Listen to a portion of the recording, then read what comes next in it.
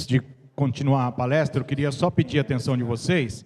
A Jovem Pan está fazendo uma promoção para levá-los ao Kart Z, que é uma pista de kart na cidade de Bauru, entre Bauru e Agudos.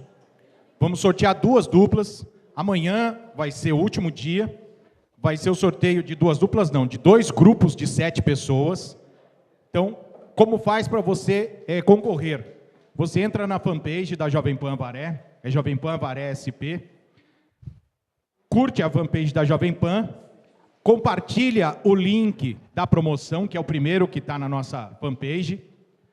No momento em que você compartilhar, coloca 6 amigos e coloca a frase: se você ganhar, a Jovem Pan leva com a van para o Kart Z entre Bauru e Agudos. Tá bom? Esse é o meu recado, só isso. Obrigado. Pessoal, 2 recados. Primeiro, o Dr. Cláudio acabou de passar um WhatsApp dizendo que viria para cá, teve um problema e não pôde vir. Agradecendo a presença de todos e no próximo curso ele estará presente. A do Vale TV, o nosso diretor é o Boninho aqui. O Boninho falou que eles estão gravando, né? Esse programa será retransmitido pela do Vale TV no dia 3/8. Será retransmitido na faixa das 8 da noite. Pode ser pelo canal 10 da TV Cabo Mix ou através do site. E daí no dia 4, ele já vai disponibilizar a aula do professor Júnior no YouTube. Ok? Muito obrigado.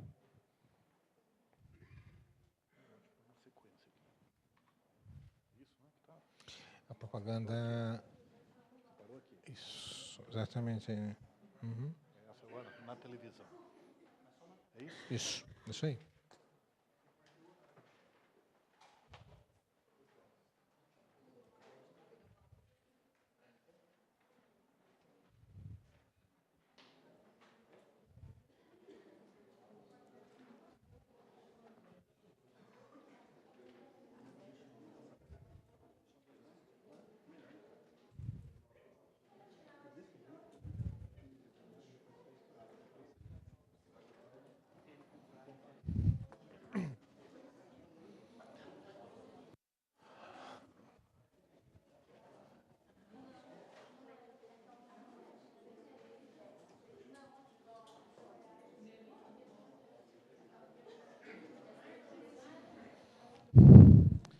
Bom, vamos lá, pessoal. Agora falar a respeito da propaganda na imprensa.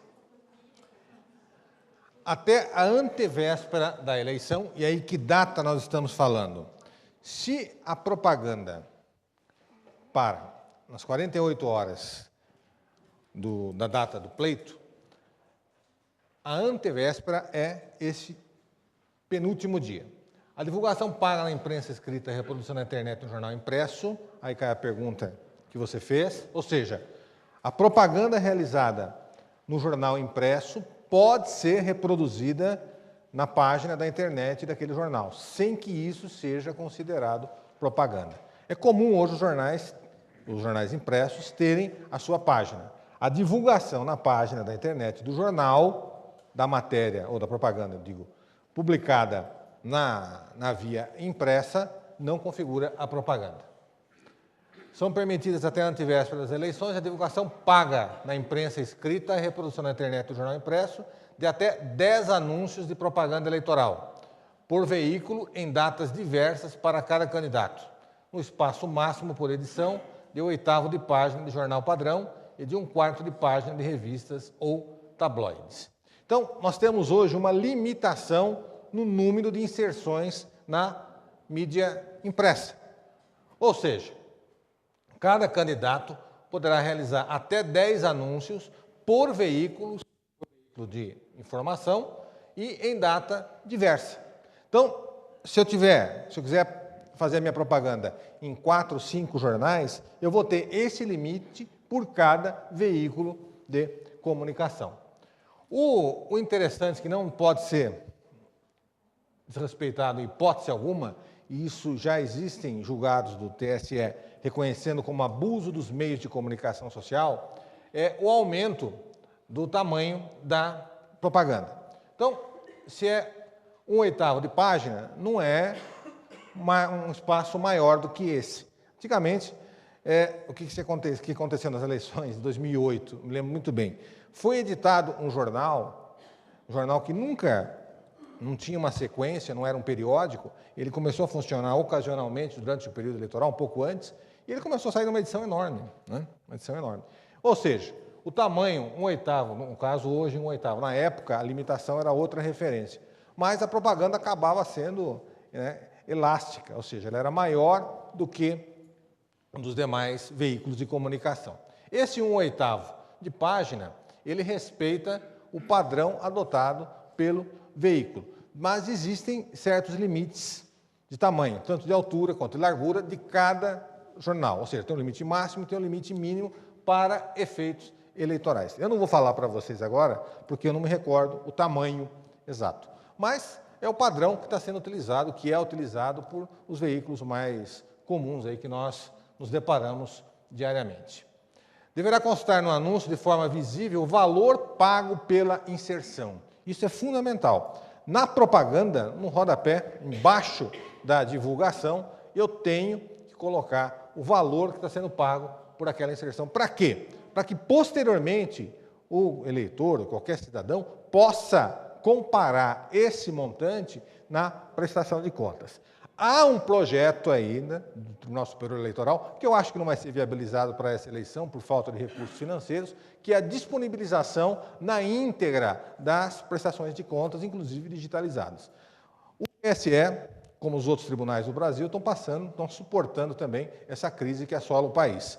Então, consequentemente, não acredito que vai haver meios econômicos ou financeiros para que os tribunais consigam viabilizar isso. Mas a ideia é essa, é que o eleitor ou o cidadão faça a checagem, comparação entre os valores pagos e aquilo que está declarado na prestação de contas do cidadão.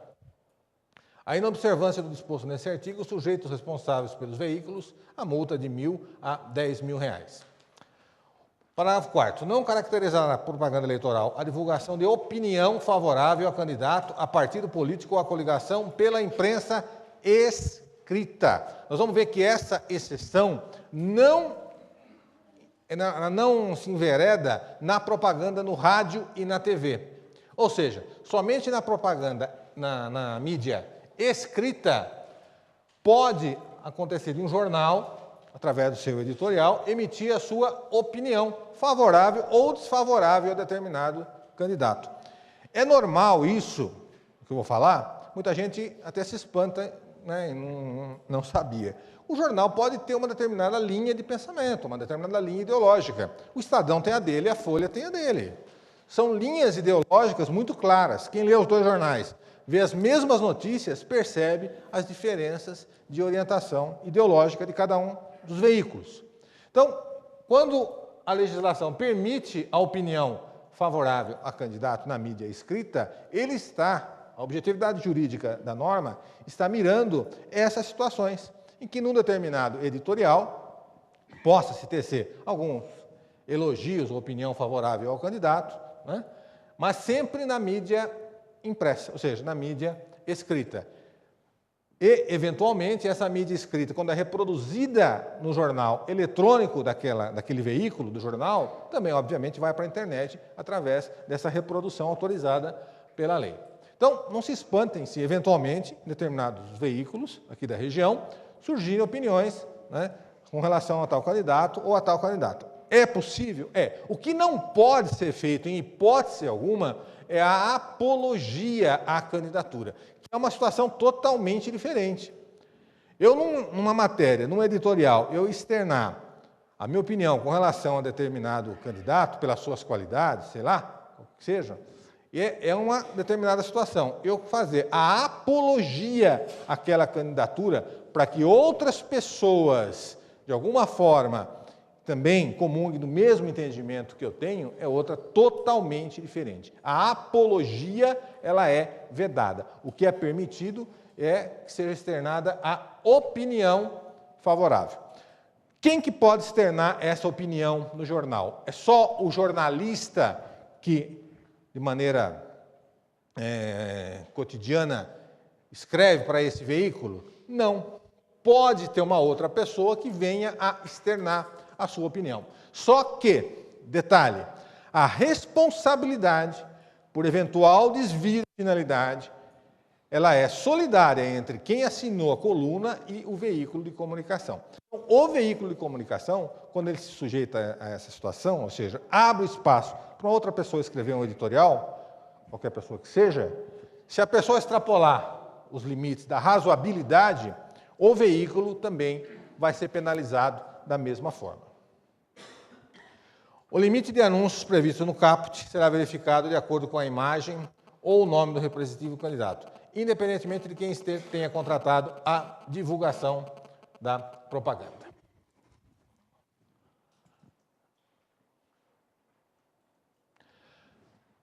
Da programação normal no noticiário de rádio e da televisão. Aqui nós não estamos falando especificamente da propaganda daquele horário destinado à propaganda eleitoral. É a programação normal. A partir de 6 de agosto é vedado às emissoras de rádio e televisão em sua programação normal e noticiário.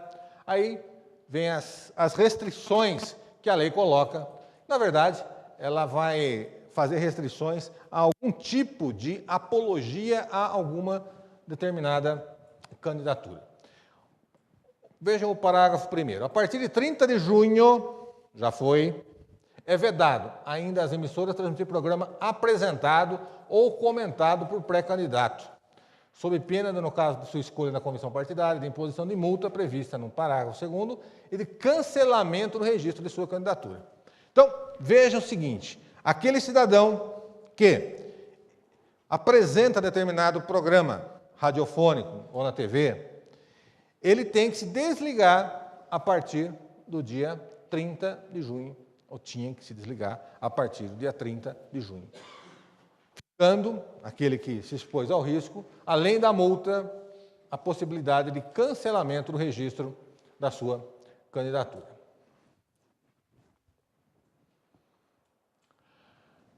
Dos debates.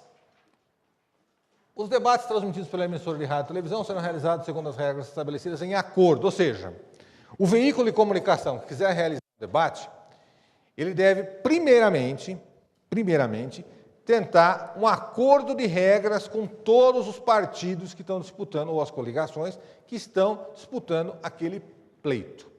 Ele deve tentar um acordo sobre as regras inerentes à realização do debate.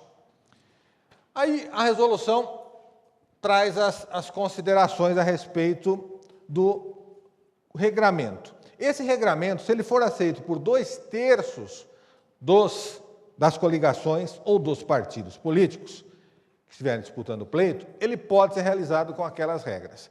Se não se conseguir os 2/3, aí não vai haver a regra combinada, mas sim, ele pode realizar o debate mediante regra própria, desde que ele convide a todos os candidatos.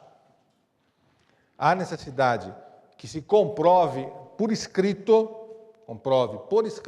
a convocação de todos os candidatos. Se um candidato só aparecer, vamos dizer uma cidade que tenha 2 candidatos, o candidato A comparece, não houve acordo, o veículo resolve fazer o debate, o candidato A vai, o B não vai. Ele pode, a resolução permite, que ele transforme esse debate em uma entrevista, desde que se faça prova da convocação de todos os candidatos que estão disputando o pleito. A resolução permite também, embora eu nunca vi isso acontecer, o debate entre os candidatos a vereador, né? Mas como o número é muito grande de postulantes à vaga no Legislativo, do ponto de vista prático, os debates dessa natureza não teriam muita eficácia. O artigo 34 reporta o seguinte: em qualquer hipótese, deverá ser observado o seguinte: é admitida a realização de debate sem a presença do candidato de algum partido político ou coligação, desde que o veículo de comunicação responsável comprove tê-lo convidado com antecedência mínima de 72 horas da realização do debate. Exatamente o que eu acabei de colocar.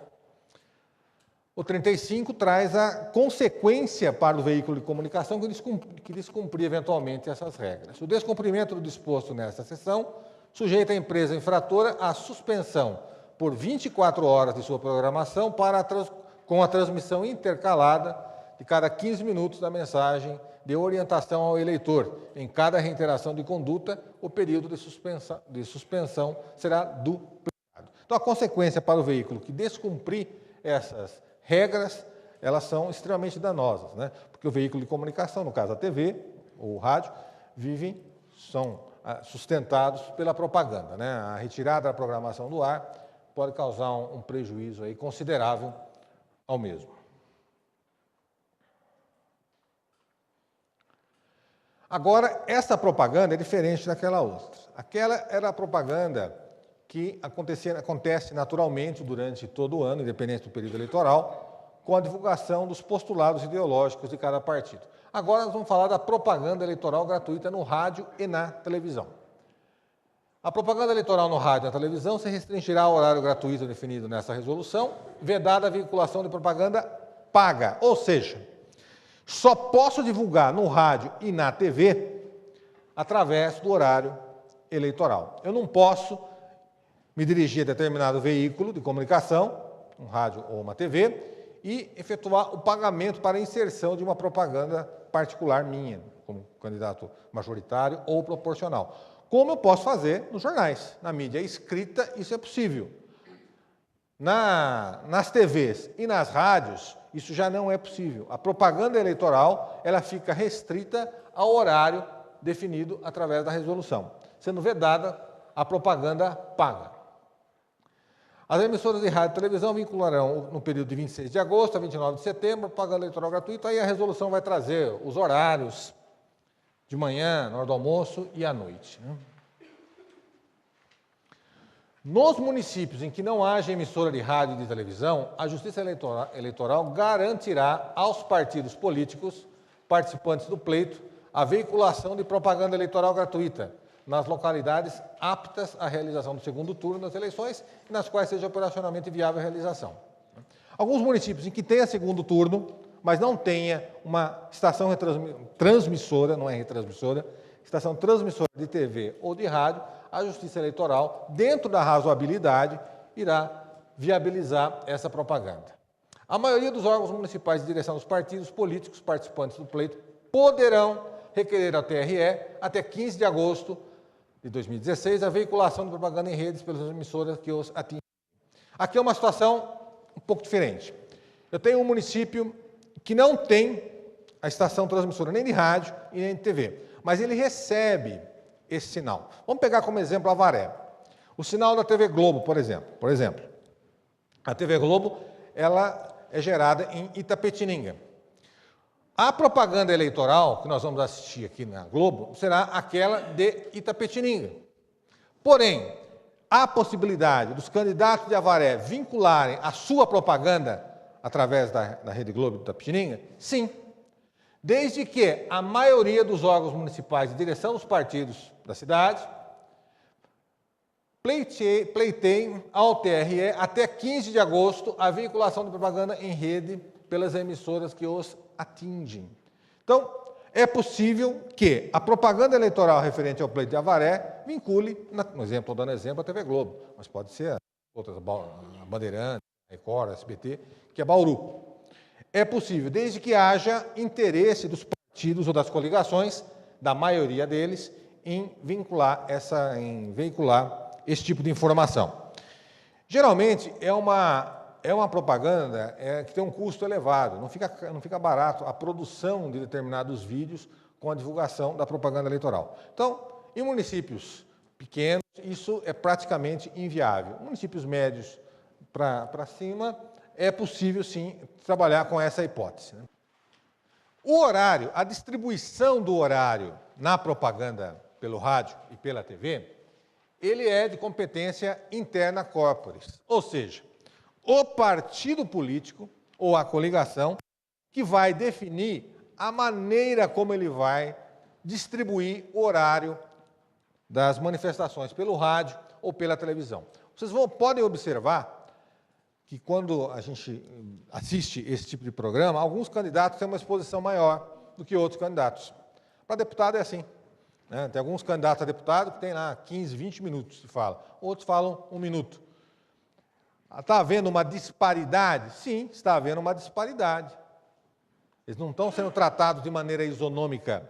Porém, como se trata de questão interna corporis, ou seja, questão inerente ao interesse do partido, a própria legislação eleitoral deixa a cargo deste ou da própria coligação a distribuição desses horários. Então, de repente, o cidadão é candidato a vereador pelo partido X ou Y ou Z, ou pela coligação, e aí, numa deliberação administrativa, essa coligação ou esse partido opta em atribuir para ele o espaço de 30 segundos. Eu vou falar o nome dele e o número, ponto. Mas o outro candidato vai ter 5 minutos.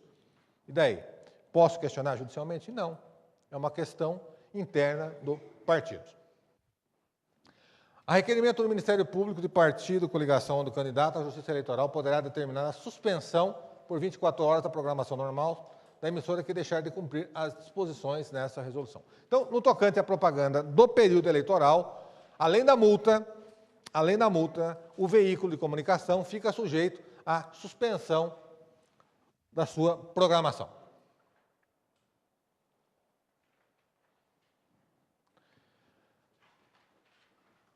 Vamos falar agora sobre a propaganda eleitoral no dia da eleição. O dia da eleição é geralmente é um dia tumultuado. Por quê? Porque, historicamente, sempre houve a possibilidade de se fazer propaganda no dia da eleição. A boca de urna sempre foi uma tradição do nosso regime democrático. E, ultimamente, esse direito de propaganda no dia da eleição vem sendo mitigado pouco a pouco. A legislação vem gradualmente reduzindo o direito à liberdade de expressão do candidato. Liberdade de expressão, fique bem claro, não é liberdade de expressão em sentido lato da palavra, mas em sentido estrito, ou seja, aquela expressão inerente ao objetivo de captar o voto. É permitido no dia das eleições a manifestação individual e silenciosa da preferência do eleitor por partido político, coligação ou candidato, revelada exclusivamente pelo uso de bandeiras, broches distintivos, acho que era aqui, né? E adesivos. Ou seja, a manifestação tem que ser silenciosa. O cidadão não pode, em hipótese alguma, pedir voto. Ele pode usar camiseta, pode usar um boné, ele pode usar até uma bandeira. Nós vamos ver que ele fala em bandeira. Há a possibilidade do uso até de bandeiras, mas o que não pode é haver a exteriorização do pedido de voto. São vedados, no dia do pleito, até o término do horário da votação, a aglomeração de pessoas portando vestuário padronizado, questão que o Tione levantou. É vedado, eu posso ter 20 pessoas na mesma agremiação com camiseta do candidato deles, mas cada um com uma cor, uma branca, outra amarela, outra verde, etc. e tal. E instrumentos de propaganda referidos no caput, de modo a caracterizar manifestação coletiva com ou sem utilização de veículos. Os fiscais partidários nos trabalhos de votação só é permitido que seus crachás constem o nome e sigla do partido político ou da coligação, a que sirvam, vedada a padronização do vestuário. Veja que mesmo para os fiscais, o vestuário ele não é permitido a padronização. A expectativa é essa. No dia da eleição serão fixadas cópias desses artigos, tem que dar ampla publicidade à Justiça Eleitoral. A violação configurará a divulgação da propaganda nos termos do parágrafo anterior, 39.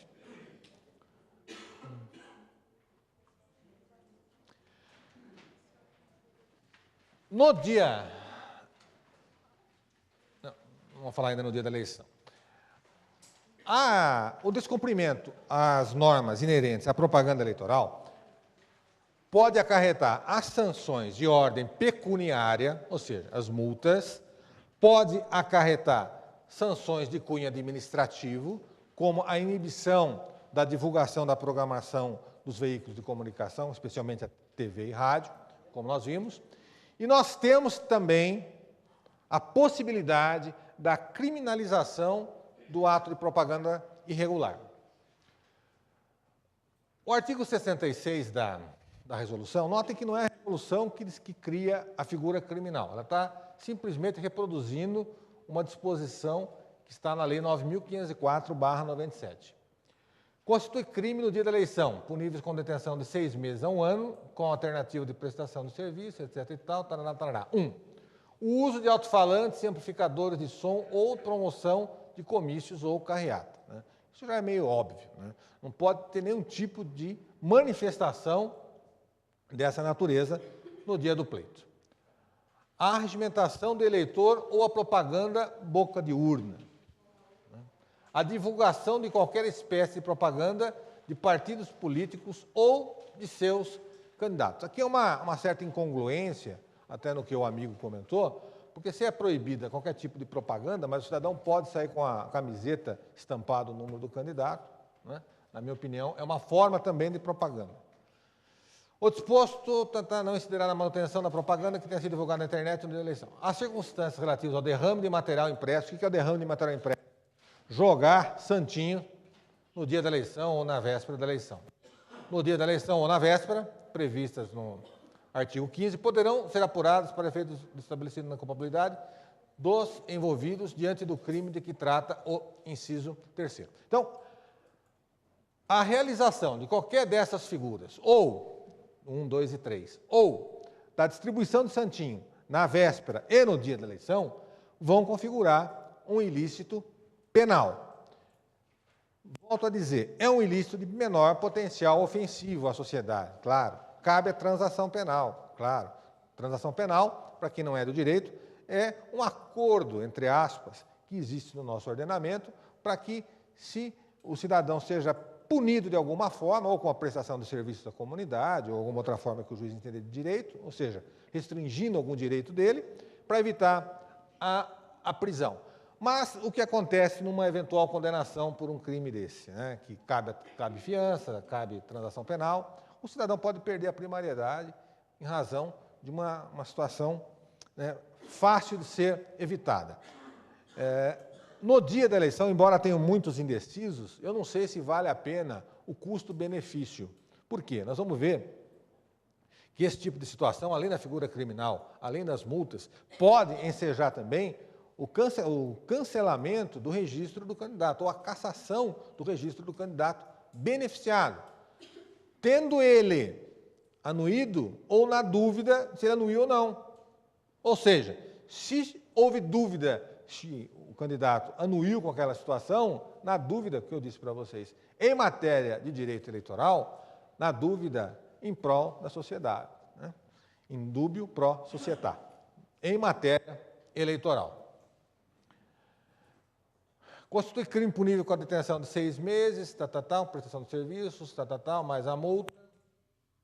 O uso de propaganda eleitoral de símbolos, frases ou imagens. Isso associadas ou semelhantes a empregados por órgãos de governo. Eu já enfrentei situação no passado, no escritório, em que o cidadão, ele é funcionário público estadual, e ele usou durante a campanha dele o logo do órgão ao qual ele é funcionário, ao qual ele é vinculado.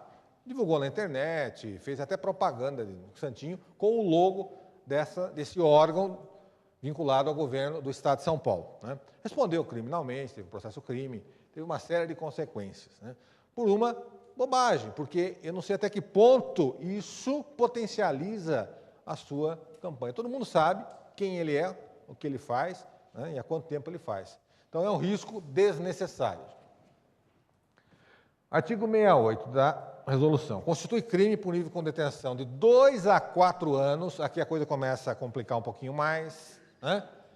Crimes de 2 a 4 anos, embora seja possível a transação penal, as consequências já são um pouquinho diferentes, e multa de R$15 mil a 50. A contratação direta ou indireta de grupo de pessoas com a finalidade específica de emitir mensagens ou comentários na internet para ofender a honra ou denegrir a imagem de candidato, partido ou coligação.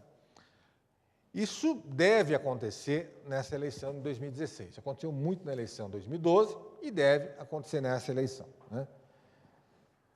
Depende de representação, esse tipo de crime, é ação penal pública condicionada, ou seja, há necessidade do interessado representar a autoridade policial ou o Ministério Público para que se inaugure a investigação. Por quê? Porque se ele não se sentiu ofendido, a situação é atípica.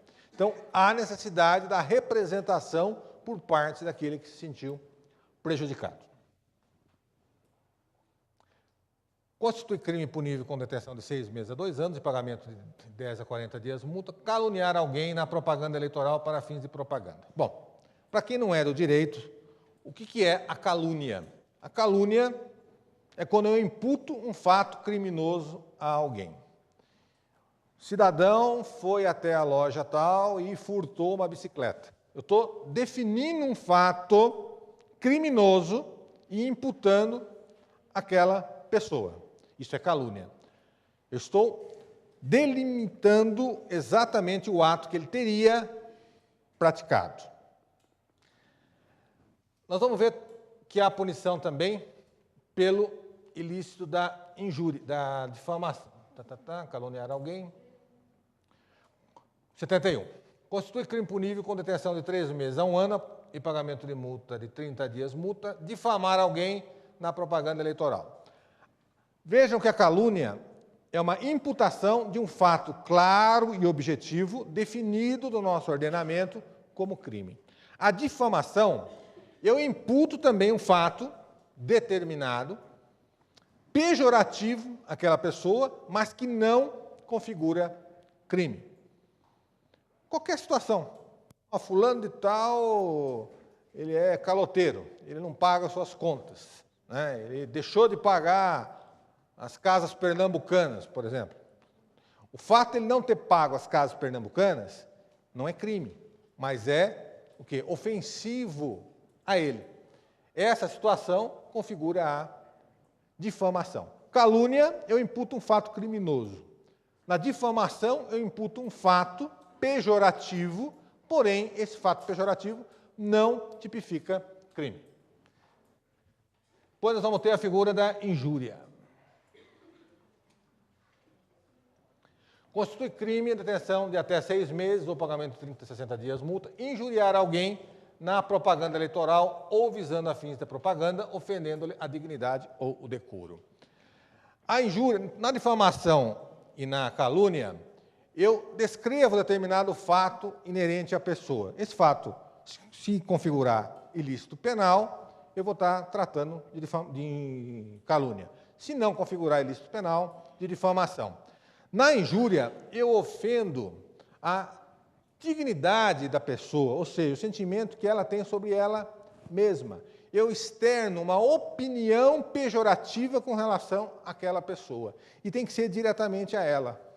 Na difamação e na calúnia, o fato ocorre com a propalação do comentário. Na injúria, tem que ser diretamente à pessoa. Veja que o próprio texto, que é a reprodução do Código Penal, né? Injuriar alguém. Essa pessoa, quando ela toma ciência do que eu falei, da minha opinião pejorativa com relação a ela, configura o crime. Então, durante a propaganda eleitoral, nós temos muito cuidado com essas 3 figuras, calúnia, difamação e injúria.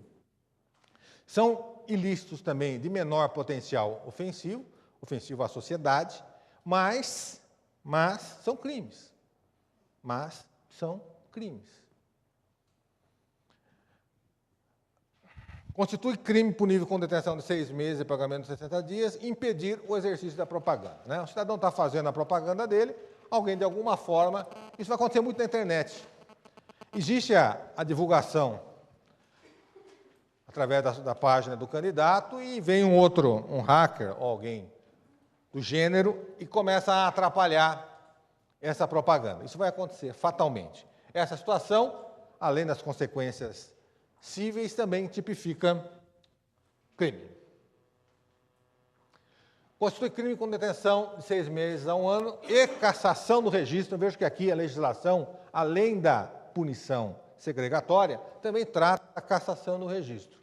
Se o responsável for candidato, utilizar a organização comercial de vendas, distribuição de mercadorias, prêmios, sorteios para propaganda ou aliciamento de eleitores. É o cidadão utilizar um aparelhamento comercial para o aliciamento dos seus eleitores. Constitui crime punível com detenção de 3 a 6 meses, pagamento de multa, tal, fazer propaganda em qualquer que seja a sua forma em língua estrangeira. Isso eu nunca vi acontecer de fato. O 79. Constitui crime punível com reclusão de até 4 anos. Vejam, é uma questão técnica, mas é importante que seja salientado. Até agora, os crimes falavam em detenção. Detenção, detenção, né? Os outros também, detenção, detenção. O crime do 79 fala em reclusão. Qual a diferença de reclusão para detenção? Na reclusão, o cidadão pode começar a cumprir a pena? Pode começar a cumprir a pena, depende da dosimetria fixada pelo magistrado, em regime fechado. Na detenção, ele não começa o cumprimento em regime fechado. Na reclusão, ele pode, não é que ele vai, mas ele pode começar a cumprir a pena em regime fechado, de até 4 anos. E pagamento de multa, dar, oferecer, prometer, solicitar, receber para si ou para outro dinheiro, dádiva ou qualquer outra vantagem para obter ou dar o voto e para conseguir prometer a abstenção, ainda que a oferta não seja aceita. O crime se consuma com a oferta. Não precisa o cidadão aceitar o benefício, qualquer ele que seja. Basta a oferta. Nós vamos ter várias situações envolvendo esse crime, porque hoje está muito fácil de gravar qualquer coisa, né? Hoje chaveiro grava, caneta grava, qualquer coisa grava, né? Então, vão aparecer diversas gravações de diversos candidatos, né, em situações constrangedoras, porque ainda existe essa mentalidade, né, no público que disputa as eleições, não em todos, lógico, mas ainda uma boa parte do disputa as eleições, que ainda tem que haver o toma lá da cá com o eleitor.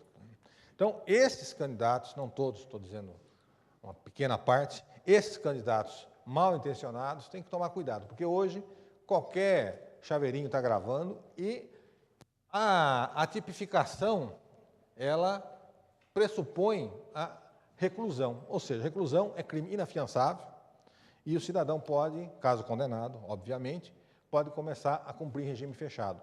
E hoje, com o novo entendimento do Supremo Tribunal Federal, as condenações de segunda instância em matéria penal já podem iniciar o cumprimento em caráter provisório. Disposições finais da resolução. Ressalvado o disposto no 26, que são as doações permitidas pelos agentes públicos, etc. Tal, constitui captação ilegal do sufrágio, o candidato doar, oferecer, prometer, entregar ao eleitor, a mesma figura do crime. Aqui vai trazer o quê? A questão da multa e a possibilidade do ajuizamento da ação de investigação judicial eleitoral, ou AIJE, prevista no artigo 22 da Lei Complementar 64/90, e o artigo 41A da 9.504 também trata da mesma situação. Então, essa questão da captação ilícita do voto através da doação ou da promessa de algum bem ou de algum direito em favor do eleitor, além da figura penal, ele pode tipificar, porque o processo penal ele é longo e o processo eleitoral tem que ser rápido. Não existe processo eleitoral longo, senão ele é ineficaz. Ele tem que ser ágil. Então, existe a figura aqui não penal, possibilitando a cassação no registro, caso ocorra essa situação. Isso independe do processo criminal. Essa situação aqui, a AIJE, ela vai tramitar paralelamente ao processo penal. O processo penal pode se alongar por anos. Esse processo aqui vai julgar no máximo em 6 meses. Para a caracterização da conduta ilícita, é desnecessário o pedido explícito de voto, bastando a evidência do dolo consistente no especial fim de agir. Ou seja, é desnecessário, né, a comprovação, né, explícita da situação, bastando a evidência. Vejam novamente a situação que eu falei agora há pouco. in dubio pro società. Em matéria eleitoral, na dúvida, o cidadão cometeu o ilícito. Por quê? A sociedade tem que ser preservada desse tipo de conduta. As representações previstas no caput poderão ser ajuizadas até a data da diplomação. Nós vamos falar já das ações rapidamente, mas adiantando, as investigações eleitorais por captação ilícita do sufrágio podem ser ajuizadas até a data da diplomação. Então, passou o período eleitoral, passou a eleição, até o dia da diplomação, o cidadão pode sofrer uma ação de investigação judicial eleitoral. O processo crime pode ser ajuizado, pode ser intentado posteriormente pelo Ministério Público, no caso da captação? Sim, pode. Os prazos de prescrição são outros. Mas o processo penal, como eu disse, ele é lento. E se eu tenho como objetivo a cassação do registro dessa candidatura, há necessidade de se manejar a ação de investigação judicial eleitoral, popularmente chamada de AIGE, prevista no artigo 22 da Lei Complementar 64/90.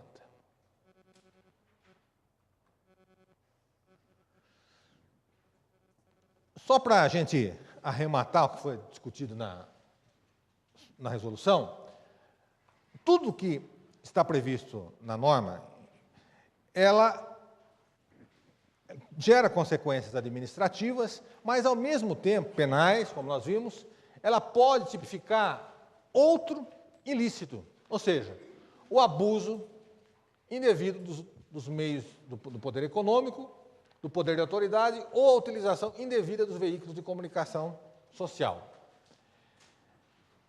Esse artigo 22 é da Lei Complementar 64/90. Eu não coloquei ali, mas não é da resolução. É artigo 22 da Lei Complementar 64/90.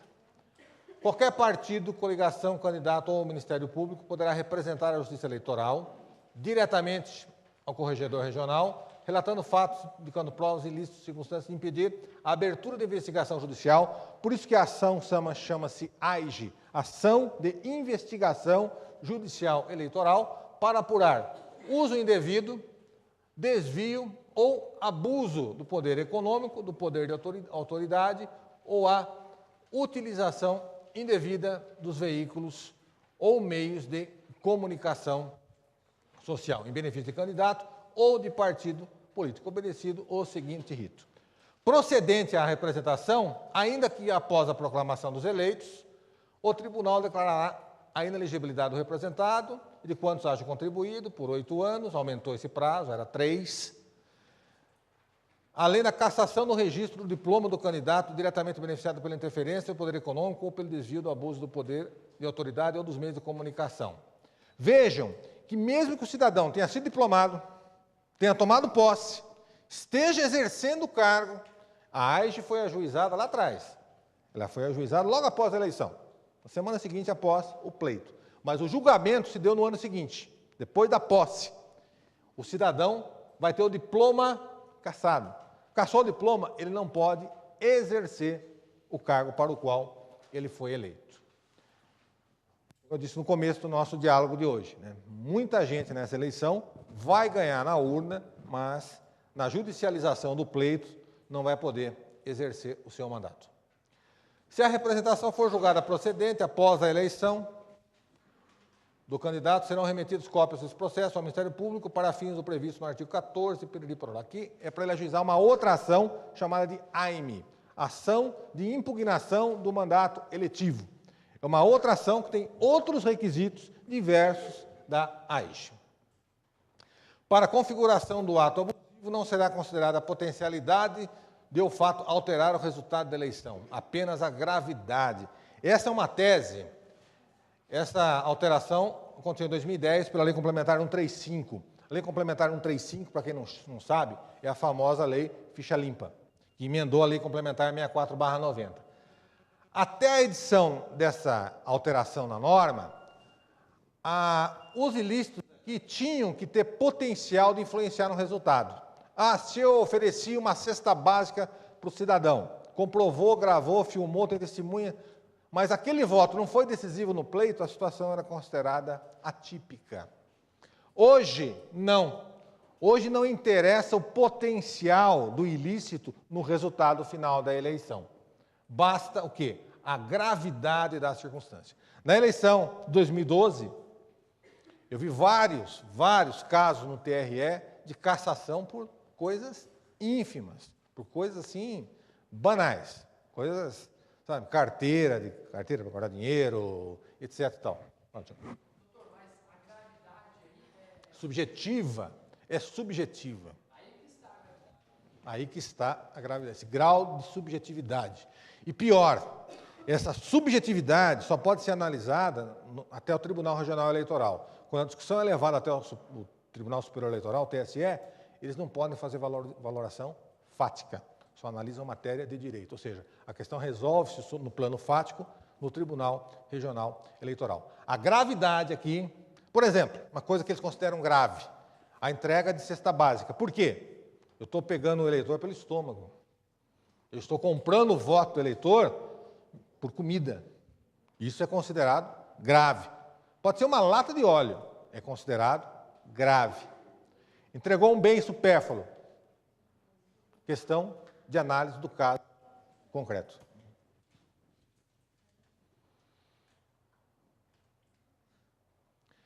O artigo 73, eu vou deixar como sugestão para vocês, porque não vai dar tempo de nós trabalharmos. É o artigo 73 da Lei 9.504/93. Ele traz todas as condutas vedadas aos agentes políticos em campanha. Todos aqueles que exercem cargo público se sujeitam a esse regramento durante o pleito eleitoral. Eu não vou ler caso a caso, mas aqueles que são candidatos à reeleição, além de todo esse regramento que nós vimos até agora, tem muito mais, ficam sujeitos também a essas restrições durante o período eleitoral. Isso aqui vale para quem é candidato a prefeito e está disputando a reeleição. Por quê? Ele tem o poder de gerência. É interessante aquele candidato que vai disputar a reeleição, é difícil convencer o candidato a isso, mas é interessante que ele se afaste, desde que o vice não queira ser candidato, né? Ele se afaste durante o período eleitoral para não incorrer nesses riscos. Eu não vou detalhar aqui, por causa do nosso horário é curto, eu não tenho como detalhar cada um dos incisos aqui, mas aconselho aos senhores olharem com mais cautela. Está aí, acho que no material tem o artigo. Aqui traz uma série de situações que o candidato à reeleição tem que se acautelar. Aqui eu fiz um resumo das espécies de ações possíveis de manejo no processo eleitoral para coibir a propaganda irregular e também coibir o abuso do poder político, econômico ou dos meios de comunicação social. Nós temos a AIME, que é a ação de impugnação do mandato eletivo. Começa a fluir o prazo a partir da diplomação, vai até a partir da diplomação, tem o prazo de 15 dias, a partir da diplomação, perante o órgão diplomador, ou seja, perante o juízo, e visa apurar abuso, corrupção, fraudes, etc. Os legitimados, né? O partido, a coligação, o candidato ou o Ministério Público. Depois nós temos aqui recurso contra a diplomação. É uma ação manejada em 30 dias a partir da diplomação, que tem como finalidade apurar ineligibilidade ou incompatibilidade, ineligibilidade superveniente. Vamos admitir a seguinte situação: a ineligibilidade do cidadão aconteceu após o registro da candidatura, mas entre o registro e a diplomação. Essa diplomação dele pode ser questionada através da ação de impugnação da diplomação. São as inelegibilidades supervenientes. Depois nós temos as ações de impugnação de registro de candidatura. As inelegibilidades anteriores ao registro têm que ser manejadas aqui.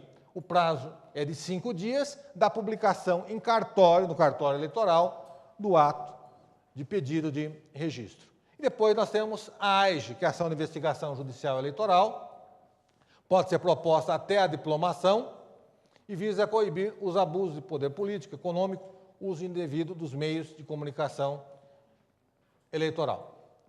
Depois tem a AGE da corrupção eleitoral, uma AGE diferente. Ela está arrimada ali no artigo 22, também no artigo 73 da Lei 9.504. Depois tem as representações por conduta vedada dos agentes políticos em reeleição e a representação do artigo 30A pela arrecadação e gastos. Isso aqui, no próximo encontro, nós vamos debater a questão da prestação de contas de campanha. Nós vamos ver que a representação por irregularidades na prestação de contas, ela pode ser ajuizada 15 dias depois da diplomação e pode ter como consequência também a cassação do diploma ou a cassação do registro. É isso, pessoal. Vamos abrir as perguntas sobre o que nós estamos discutindo no momento, para ficar mais focado no nosso diálogo. Vamos lá.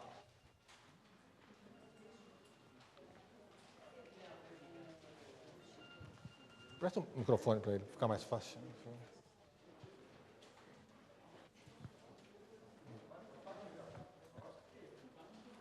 Acho que é ele.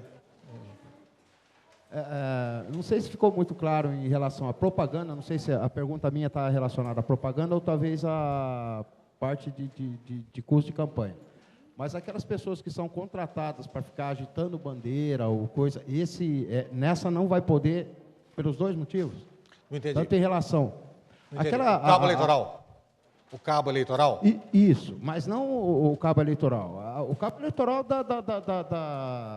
que fica agitando a bandeira vestindo a camisa. Vestindo a camisa, como você disse, não pode ser igual, não pode ser padronizado, cada um tem que ser de uma cor ou alguma coisa assim. Mas ele vai poder existir, o cabo eleitoral? Sim, a legislação permite a contratação para o cargo de prefeito de até 300 pessoas, se não me engano, e vereador até, acho que 80 pessoas. Pode ser, de acordo com o número, tem uma outra resolução que trata disso, de acordo com o número de eleitores no município. É possível, sim, a contratação remunerada do cabo eleitoral. Há previsão possível para isso. Sim, pode, claro. Sem vínculo trabalhista. O professor Segarra está lá, pode referendar o que eu estou falando, que é professor de Direito do Trabalho, né? Não há vínculo nessas relações em período eleitoral. Existe um contrato de trabalho específico para trabalho no período eleitoral. Já vem na própria boa da legislação eleitoral. Então, é um contrato com registro, só que é eleitoral para fins eleitorais e para aquele período. Terminou as eleições, automaticamente está rescindido o contrato.